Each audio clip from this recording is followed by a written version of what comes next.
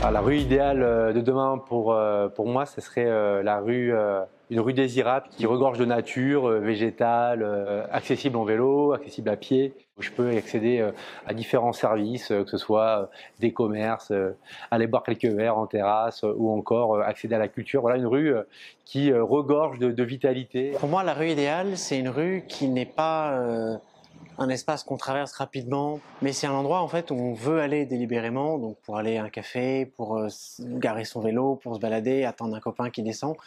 En fait, c'est un lieu où on se donne rendez-vous et on peut s'arrêter et passer toute la journée dans une rue plutôt que simplement la traverser. Moi, j'aime bien bricoler mon vélo et j'ai l'habitude de le faire dans la rue. Et c'est une rue où on peut s'arrêter et avoir quelqu'un qui vient vous donner un conseil. Et donc, c'est vraiment un lieu de vie plutôt qu'un lieu où on traverse et on ne fait pas attention.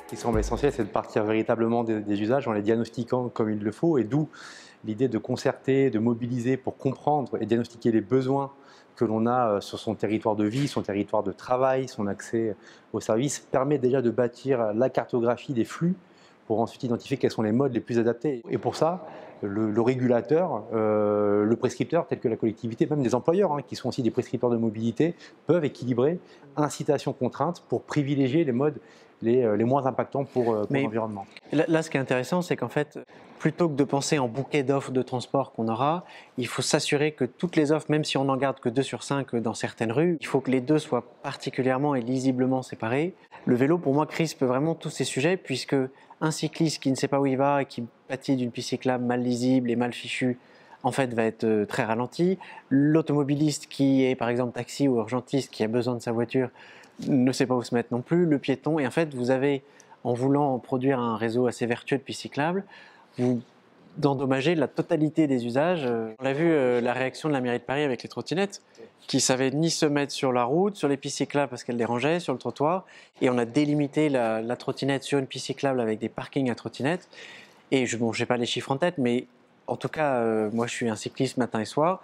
C'est plutôt calme par rapport à il y a 3 ans où chacun essayait de zigzaguer. Je partage beaucoup de ce que vous dites. La Covid a poussé finalement à l'excès ces nouvelles centralités autour de ces lieux de vie. Donc on a redéfini son quotidien, c'est-à-dire qu'on va travailler sur des distances plus courtes autour de ces centres d'intérêt. Et ce centre d'intérêt devient, avec le télétravail et aussi le recours à des circuits courts, à des commerces de proximité, son lieu de vie. Mais cependant, ce qu'on ne mesure pas, c'est nos modes de vie et l'impact sur les mobilités dans notre lieu de vie. En l'occurrence, le télétravail, le fait de rester plus chez soi, ça a fait exploser le e-commerce. Ah ouais. Et donc le e-commerce, c'est quoi? C'est des scooters, des vélos, des camionnettes, des véhicules utilitaires légers. Et eux n'ont pas du tout été identifiés par le prescripteur pour les espaces de livraison, pour les trajets. Ceux qui payent la mobilité, c'est les usagers, c'est les opérateurs de transport collectif et c'est les entreprises. Ces acteurs-là doivent se mettre autour de la table avec la collectivité pour discuter. Donc c'est essentiel pour diagnostiquer les besoins. Ça, c'est le premier point. Et puis, c'est bâtir le contrat social. Parce qu'à partir du moment où on va faire des choix, il va y avoir des heureux, des moins heureux. Mais moi, peut-être, je suis moins heureux si j'ai une compensation qui est incentivée par un encouragement vers un autre mode ou pour une compensation sur un fait perdu. Je serais peut-être un acteur d'accord. Il y avait un rapport de la Cour des comptes sur la région Hauts-de-France de l'année dernière qui parlait du lien entre la mobilité et le chômage. Et il montrait que la mauvaise mobilité d'une certaine partie de la population au chômage, en fait, était responsable d'1 voire 2 points de chômage.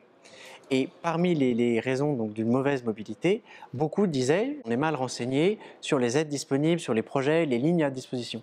Je rebondis juste sur cette question de l'accès à l'information, elle est essentielle. Le taux de non-recours des aides que peuvent porter les opérateurs de transport collectif, que peuvent porter les collectivités en Ile-de-France est estimé à 60%. C'est impossible dans une ville de dire à la fois aux élus et aux habitants supprimez votre voiture, on n'en aura plus besoin, il y aura toujours besoin de voitures. Mais en revanche, l'exemple de la rue piétonne, c'est de dire c'est uniquement les voitures nécessaires, donc, dont le diagnostic a été prouvé. Et il faudrait revenir à un lieu où c'est la voiture qui apparaît ponctuellement dans ces espaces. En étant assez réaliste et lucide, S'il y a des espaces comme ça dans les villes, il faut qu'il y en ait d'autres où il y ait très peu de piétons et beaucoup de voitures, ou alors qu'on ait réussi un vrai report modal sur les bus. En 20 ans, on a doublé le parc français. La voiture en elle-même est un objet qui a eu cette extension sociale de représentation qui a hystérisé beaucoup. Maintenant, c'est comment on fait pour essayer d'arrêter cette hystérie. Vous avez cité les transports collectifs, mais quid du vélo? On voit apparaître les vélos électriques qui ont permis pour 70% d'usagers du vélo d'aller chercher, d'aller capter des automobilistes. Je pense aussi aux acteurs économiques. Logisticiens, artisans, ouais. Taxis. Taxis aussi, oui. Voilà, qui ont besoin peut-être de recharge 1 à 2 fois dans la journée et sont en mouvement, c'est facteur aussi de leur activité. Il faut penser à eux. Et effectivement, ces bornes de recharge accélérées ou rapides peuvent aussi tout à fait. répondre à ces besoins.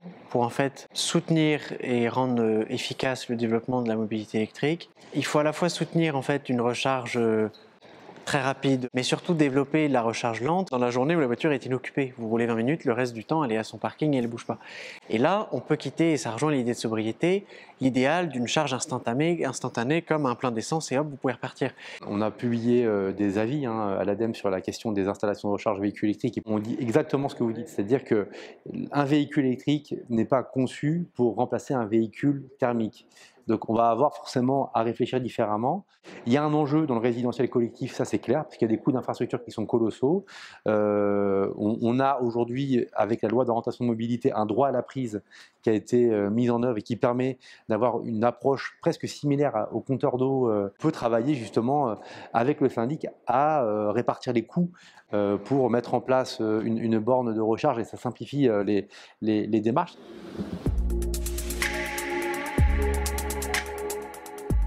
L'économie servicielle autour du véhicule va devenir une des solutions.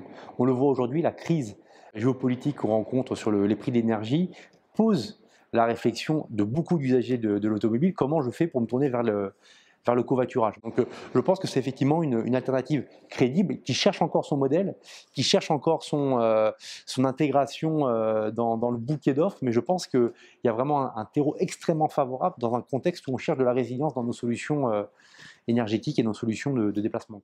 Il faut réfléchir global, que les financeurs de la mobilité aident à changer et à rééquilibrer le bénéfice, en tout cas des incitations au profit des modes les moins carbonés et des contraintes à destination des profils les plus carbonés, quid de la ZFE, enfin zone faible émission. C'est ça ouvre le débat de soit on régule par le coût et c'est plus cher de stationner et de faire un plein, plus une taxe ZFE, soit on régule par la congestion, vous ne roulez pas, le lendemain vous abandonnez votre voiture. Le risque, c'est que c'est très conflictuel comme façon comme méthode coercitive. D'où le contrat social et concerté. D'où le contrat, ouais, exactement.